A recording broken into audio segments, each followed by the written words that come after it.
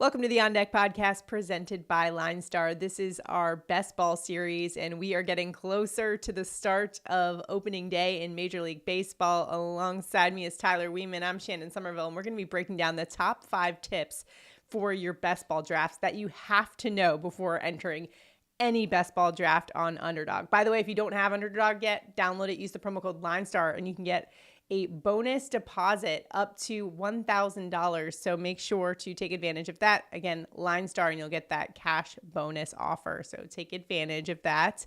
And if you haven't already, check out the LineStar app. It's a great tool that can help you in best ball drafts. We have our projections, and you can actually export them and import them directly into your next best ball draft. So it's a really great tool. Check it out, linestarapp.com. Tyler, how you feeling? How many best ball drafts have you done so far this season? I'm a little over 100. Think I still have like 40 or so to go to be able to max enter the dinger. So with that being said, you've done over 100. You're the best person to ask about the top 5 tips. And strategy is so important in best ball. So let's go through the top 5 that you and I have kind of come up together with this list of 5 tips you have to know. So let's get it started here. And the first thing you got to do is, of course, just review the scoring. How are certain positions going to be scored? And that's always something I like to look at before the draft, just to make sure I'm in the right headspace. And of course, in best ball, things are scored a little bit differently than your generic fantasy. For example, with hitters, for example, I feel like power and speed are much more valued on Underdog than maybe traditional, rotisserie leagues. What do you think, Tyler? Yeah, I mean there's just big counting stats for that. I mean, with a home run, you get a 10 for the ball going over the fence, but then you also get additional points for, RBIs and runs and all that. So it really does uh, all count big time towards more of the power and the speed numbers. You really want guys that either have speed or power or both. And then on the pitcher side, like strikeouts are great. They definitely give you a way higher ceiling, but there's also the aspect of Mm-hmm. the quality starts and win Mm-hmm. bonus. And Mm-hmm. unless you're going deeper into games, you're not going to be getting those. So that's another aspect to think about when you're looking at pitchers. All right. So definitely review those scoring categories and seeing how it might change the way you reevaluate your players as you go through the draft. Next up, we're going to talk about the outfield cliff. Beware and be ready for it. Tyler, what do we mean by that? Yeah, outfield is just thin. I mean, it really just breaks down how baseball is. There's 3 outfield spots. Some of the DH guys go into the outfield, some are part of the infield. And for the infield, you got a lot more spots there. So no surprise, there are more infielders to choose from. And what ends up happening is the front half of the draft is pretty heavy loaded with outfielders because you kind of got to get those guys. The top ones, there's only so many of them, are much better than the bottom tier guys or the platoon outfielders. And so you really need to kind of go up and grab some of them.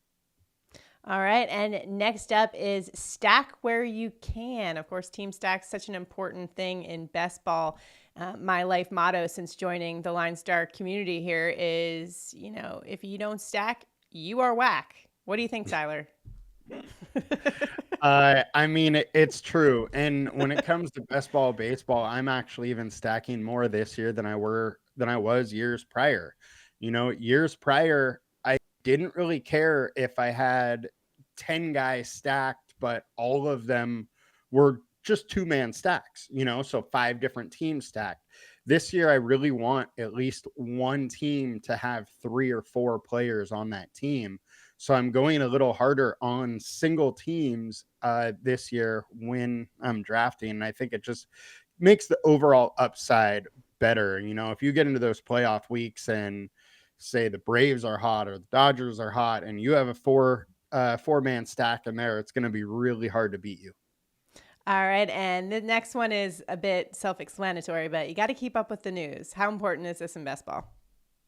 I We're talking about preseason. So literally one little tidbit of news could change everything.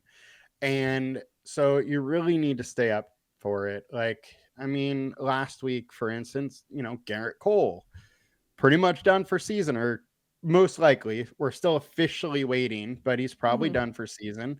And people were taking him, for a day or two after that had been announced. And if you end up doing that, you just lost a roster spot. The Yeah. likelihood that you advance is very, very low. And if you do advance one round, the likelihood you advance any further is next to nothing. Mhm.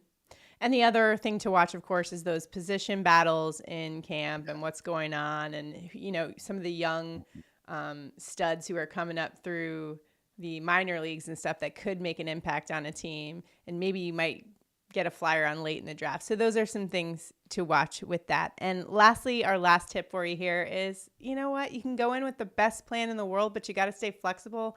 What does this mean for you in your best ball drafts, Tyler? Yeah, we touched upon it a little bit. Like, we know there's the outfield cliff. So with baseball, I'm coming in with my plan to try and get a couple outfielders in the first couple rounds.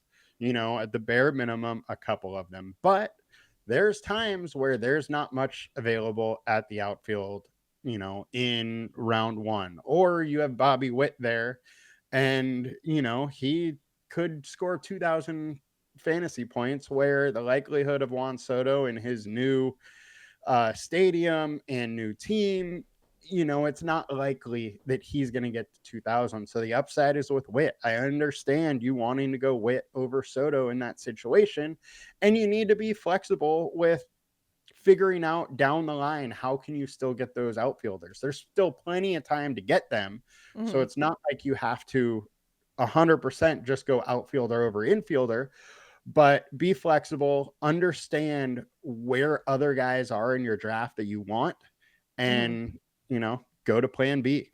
Yeah, gotta go with the flow and be ready. And those are our top 5 tips. Another important factor that we've already touched on in a separate video is park factors and how much they play a role in Yeah. fantasy scoring and even just production throughout all stat categories. So make sure you're aware of the different park factors. And we made a video on the new ones because there are a couple changes into 3 specific major league clubs this year. So check out that video. We'll link it below.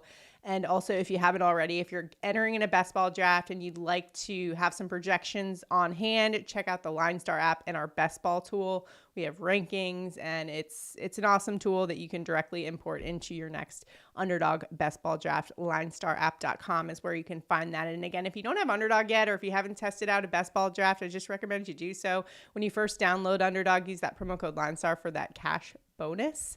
Good luck in your best ball drafting, and make sure, if you haven't already, stay subscribed here to the LineStar YouTube channel. Sign up for notifications because we're coming out with a ton of best ball content over the next couple weeks. So keep it locked on the LineStar YouTube channel. Good luck in your best ball drafts. We'll see you next time.